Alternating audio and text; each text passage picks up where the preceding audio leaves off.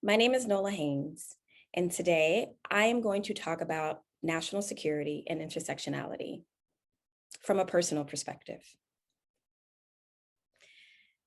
On April 15th, 2013, the day of the Boston bombings, is when I made the academic turn towards national security and intersectionality.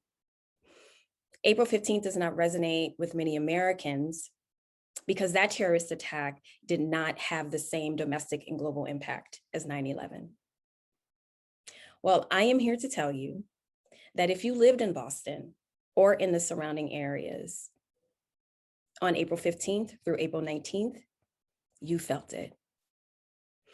You felt the fear, you felt the confusion and chaos, you felt the uncertainty. You felt what it was like to live in a city that was locked down for 24 hours because a bomb could have been anywhere. It could have been in the garbage can that was outside of my window that I found myself fixating on for hours as we were all locked inside of our homes. On that date, I was taking Arabic at the time.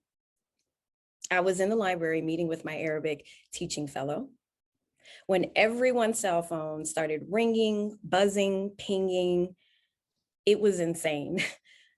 So soon after all the phones went off, the giant Harvard gate shut. That is a menacing experience. Then after the gate shut, the police sirens came.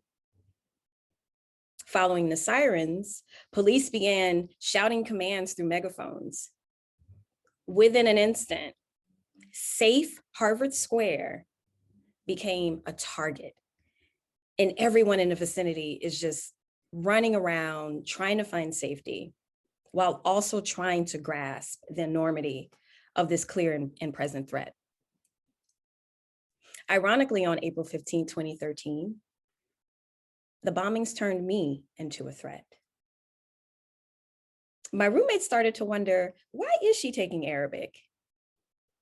And a complete stranger, a man on the street, spit on me at the bus stop because he perceived my identity as a Black woman, wearing a head wrap, carrying a large Arabic textbook as a threat.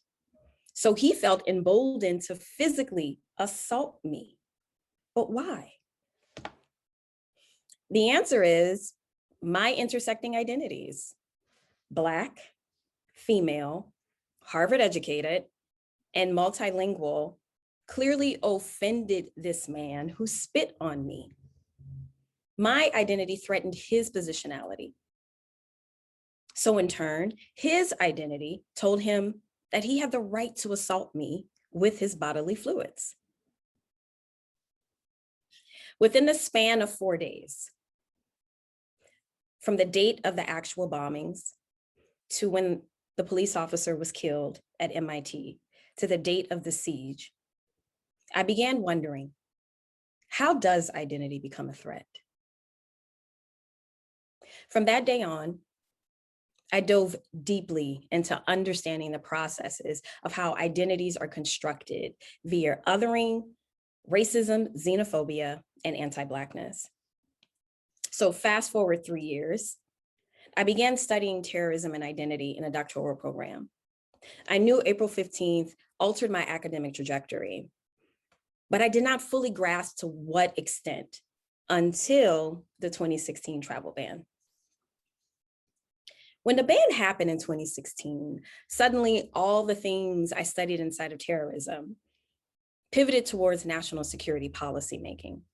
Not only did the ban speak to my background in religion and race-based studies, I also wondered, how can such a blatant policy that attacked religion, ethnicities, and countries of origin occur?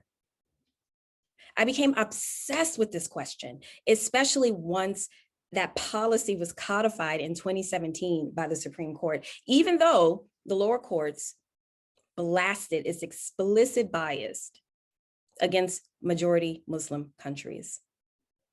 And then, one just like it, singling out mostly African countries followed in 2020.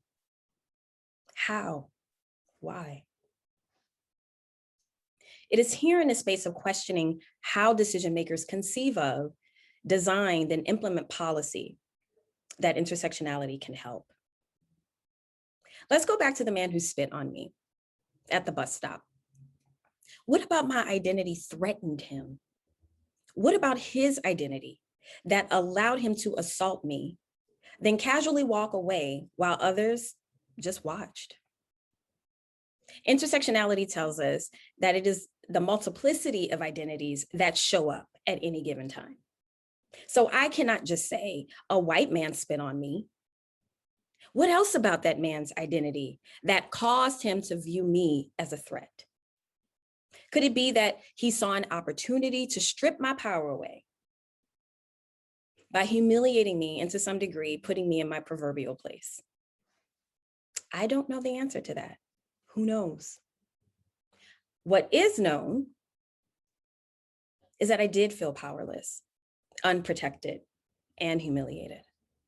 In many ways, this is what happens when the full might of the national security apparatus views a person or a group as a threat. It's a relationship of power, and this is what intersectionality addresses. It's about the power, folks. National security is about protecting American interests and values, both domestic and foreign. NatSec is also about projecting strength, because without the projection of strength, be it soft or hard, enemies can feel emboldened to attack you. However, what if that threat comes from within? What happens when identity becomes a threat to over 151 million Americans who are vulnerable to policies that threaten their safety and existence?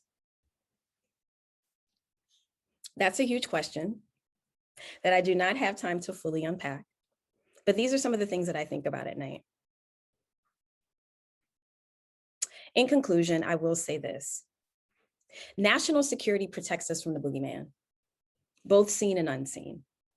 For many, these threats are climate related, nuclear proliferation related, cybersecurity related.